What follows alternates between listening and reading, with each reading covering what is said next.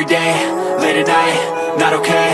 All I want, and I pray, all I need are some better days. Fuck me, I'm looking in the mirror, so foggy, but I've never seen clearer. I don't really think anyone can save me, and honestly I'm not really sure I want saving. I like to be my own worst enemy. There's no risk if you don't try at anything, so I'ma just keep buying everything. See you in the next life, have to be a better me. I don't think that my head's on straight, gotta flip it and grip it and go and get an x-ray. What's wrong with me? I just feel weight pushing on my chest and it squeezes till I suffocate. Better change my mindset, meditate. It's pretty cool that I'm alive and have better days. I could walk, see, hear, I should celebrate. Think I could change my mind, maybe elevate. Living life, everyday, late at night, not okay. All I want, and I pray, all I need are some better days.